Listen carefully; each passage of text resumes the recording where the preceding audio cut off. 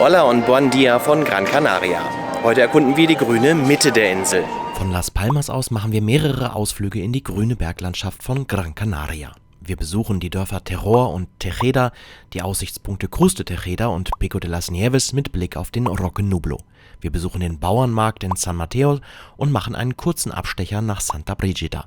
Außerdem werfen wir einen Blick in die Caldera de Bandama. Und wie immer bist du herzlich eingeladen, mich zu begleiten.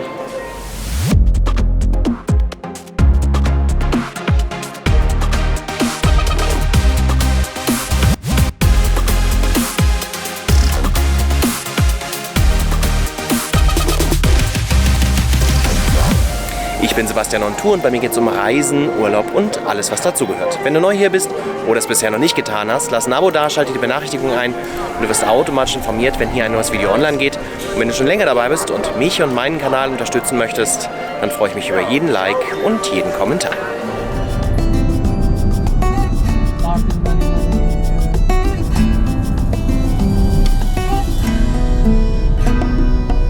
Die grüne Mitte der Insel kennenzulernen, haben wir einen Ausflug über Get Your Guide bei Your Gran Canaria gebucht. Die 9-stündige Tour deckt alle Sehenswürdigkeiten der Inselmitte ab und wird von den beiden Guides Laszlo und Estefania ganz bequem mit einem Kleinbus und entsprechend auch einer überschaubaren Gruppe durchgeführt. Und obwohl die Tour mit Laszlo und Estefania sehr viel Spaß gemacht hat und perfekt organisiert war, hatten wir an dem Tag einfach unwahrscheinliches Pech mit dem Wetter, was sich an vielen Stellen aufgrund von niedriger Wolkendecke auf die Sicht ausgewirkt hat. Wir haben die gleiche Route also 3 Tage später bei deutlich besserem Wetter erneut auf eigene Faust gemacht und der Unterschied ist wirklich krass. Am Pico de las Nieves hatten wir bei unserer ersten Tour gerade einmal 6 Grad. Bei unserer zweiten Tour, nicht einmal 72 Stunden später, haben wir an der gleichen Stelle knapp 20 Grad messen können. In diesem Video verwende ich das Material von beiden Ausflügen, um diesen krassen Wetterunterschied in so kurzer Zeit deutlich zu machen. Man kann halt, sehr selten, auch auf Gran Canaria mal Pech mit dem Wetter haben.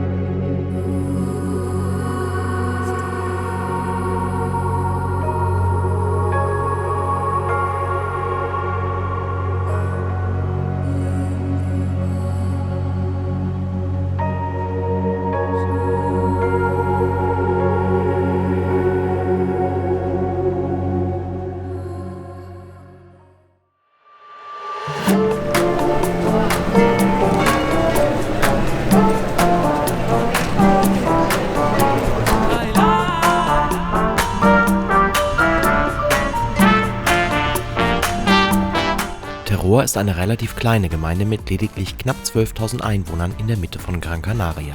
Bekannt sind, neben den vielfältigen wunderschönen Holzbalkonen in der Altstadt von Terror, vor allem die Basilica de Nuestra Señora del Pino.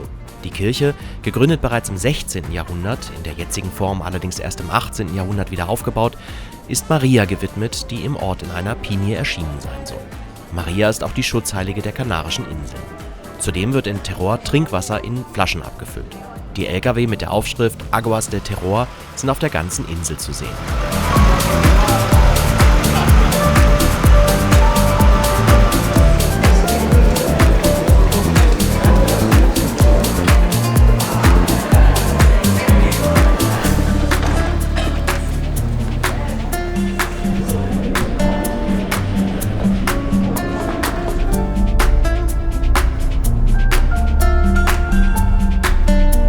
Der Pico de las Nieves ist mit 1949 Metern der zweithöchste Berg auf Gran Canaria. Der höchste Berg ist allerdings auch nur 7 Meter höher. Dafür ist der Pico de las Nieves mit dem Auto leichter zu erklimmen. La Nieve ist der spanische Ausdruck für Schnee und ab und zu liegt hier im Winter tatsächlich auch welcher. Ich habe Beweisfotos gesehen. Bei unserem ersten Besuch war es mit Sturm, Wolken und Temperaturen von 6 Grad Celsius allerdings auch ziemlich winterlich dort oben.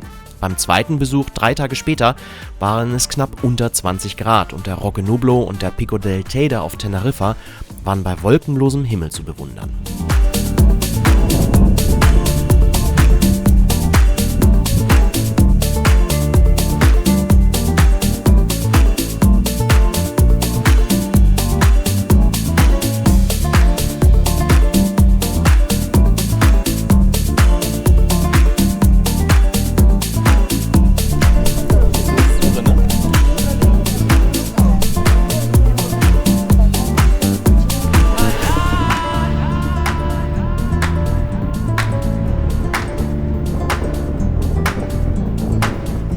Cruz de Tejeda ist ein Aussichtspunkt oberhalb von Tejeda.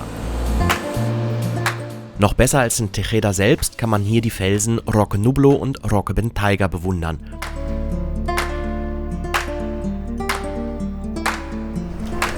Bei klarem Wetter reicht die Sicht sogar bis zum Vulkan Pico del Teide auf der Nachbarinsel Teneriffa.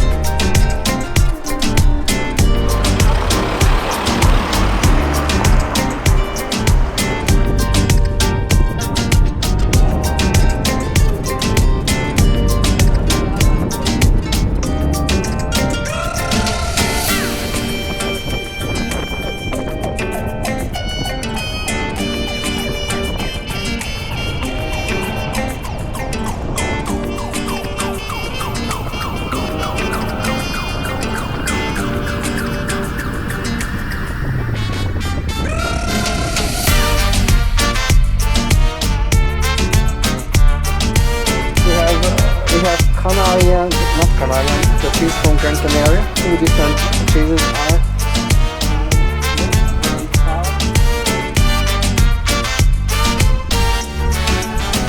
Tejeda ist ein weiteres kleines Dörfchen in der Mitte von Gran Canaria. Tejeda wurde als einer der schönsten Orte Spaniens ausgezeichnet. Bei den wunderschönen, mit bunten Blumen bewachsenen kleinen Sträßchen kann man diesem auch uneingeschränkt zustimmen. Ja.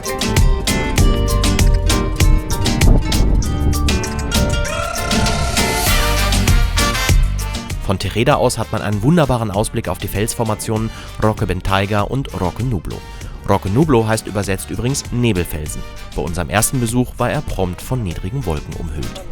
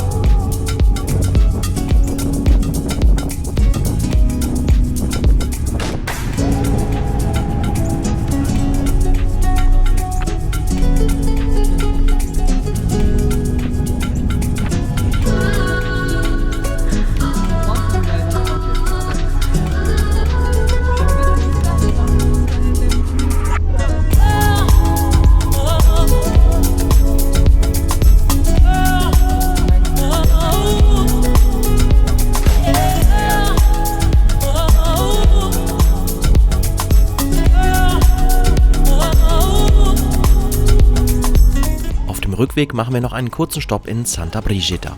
Hauptsächlich, weil es langsam aufklart und wir nach dem verregneten Tag noch einen kleinen Spaziergang durch einen Ortskern machen wollen, ohne nass zu werden.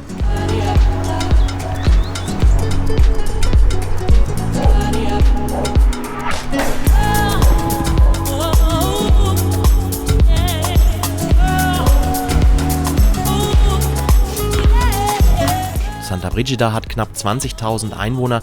Der Ort hat eine primär landwirtschaftliche Vergangenheit. Und im Ortskern sind ältere Wohnhäuser mit traditioneller Architektur zu bewundern.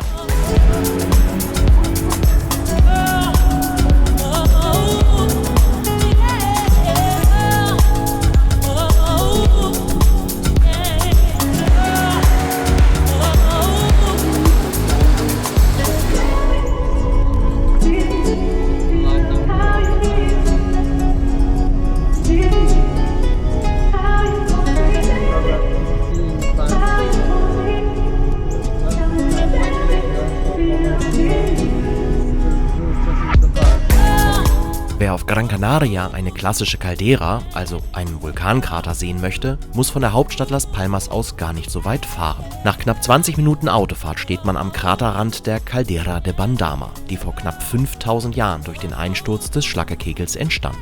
Auch aus dem Süden ist man über die Inselautobahn flott am Ziel. Der Name Bandama ist übrigens eine Verballhornung des flämischen Namens Van Dam. Ein Mann dieses Namens betrieb im 16. Jahrhundert in der Caldera sehr erfolgreich eine Winzerei. Die Spanier haben aus Van Dam Bandama gemacht.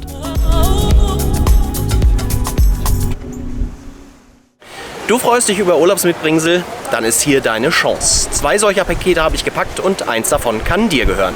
Das erste Paket verlose ich unter all meinen Patrons im Weltreiselevel. Das ist im Moment genau einer. Von daher vielen Dank an Jens für die Unterstützung. Ein Paket gehört auf jeden Fall dir. Und wer zukünftig höhere Gewinnchancen für Urlaubsmitbringsel möchte, der schaut mal auf meiner Patreon-Seite vorbei unter patreon.com/sebastianontour.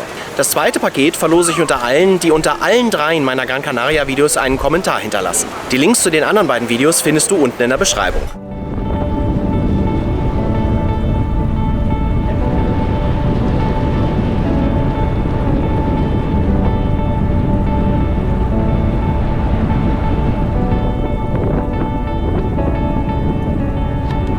Das übliche Bild, was man von Gran Canaria im Kopf hat, besteht aus karger Landschaft, tollen Stränden und der Dünenlandschaft von Maspalomas. Dass es auf dieser Insel grüne Landstriche gibt, ist deutlich weniger Menschen bekannt.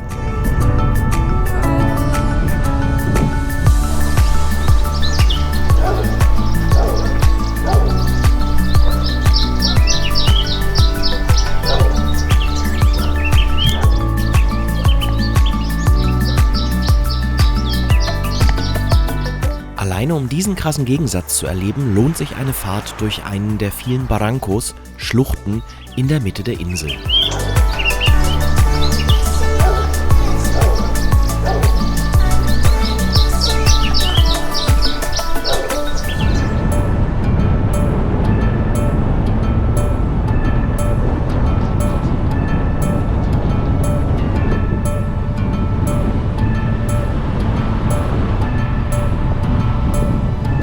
Eigentlich sind wir auf dem Weg zum Markt in Vega de San Mateo. Wir machen aber einen Umweg durch den Barranco de Santa Brigida, La Angostura y las Melenginas, um die grüne Seite von Gran Canaria zu bestaunen.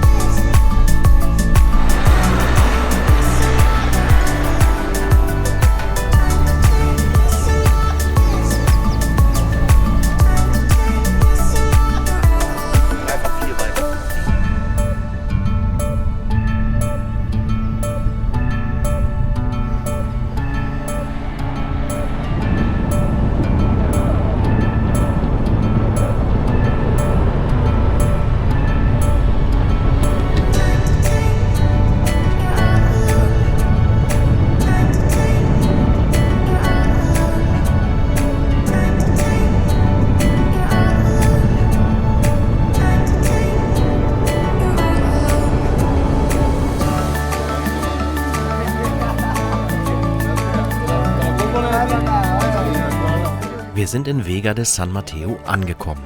Vega ist das spanische Wort für Flussaue und deutet es schon an. Die Gegend ist grün und fruchtbar.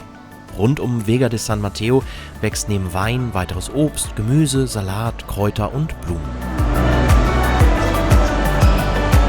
Das alles wird überall auf Gran Canaria verteilt, aber auch vor Ort auf dem Bauernmarkt verkauft. Samstags und sonntags findet der Mercado Agrícola in den Markthallen statt. Hier lassen sich einheimische Köstlichkeiten wie Käse, Wein, Honig, Feigen, Obst, Gemüse, Kräuter und regionale Backspezialitäten probieren. Typisch sind auch die leckeren Variationen von Gofio, die hier angeboten werden. Ein Tipp zur Anreise: Der Markt öffnet jeweils um 8 Uhr. Vor 11 kann man das geschäftige Treiben noch ohne größere Mengen Touristen erleben. Sonntags sorgt Live-Musik regelmäßig für eine tolle Atmosphäre.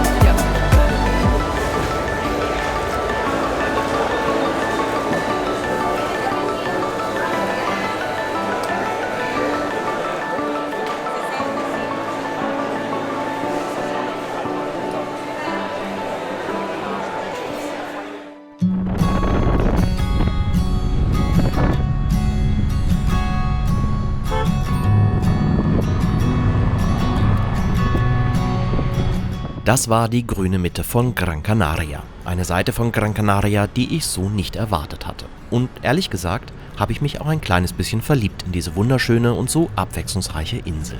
Hier habe ich sicherlich nicht das letzte Mal Urlaub gemacht.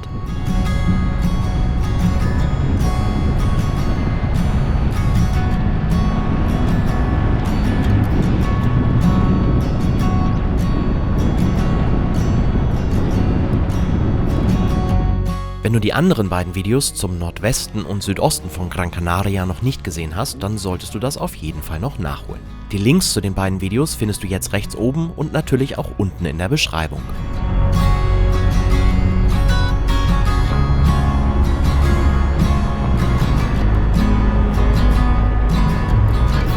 Und damit endet diese kleine Serie über die Sonneninsel Gran Canaria. Ich freue mich sehr, dass du dabei gewesen bist und dass du es bis zum Schluss dieses Videos auch durchgehalten hast. Und natürlich würde ich mich auch freuen, wenn du in Zukunft wieder mit dabei bist. Wenn du nichts verpassen willst, dann lass mir doch ein Abo da und schalte auch die Benachrichtigung ein. Oder du abonnierst auf meiner Website sebastianontour.de meinen Newsletter oder wirst Teil meiner WhatsApp-Community, um immer informiert zu werden, wenn es hier ein neues Video mit ganz viel Urlaubsfeeling gibt. Und dann sehen wir uns beim nächsten Mal. Im Urlaub. Ich freue mich drauf. Adios.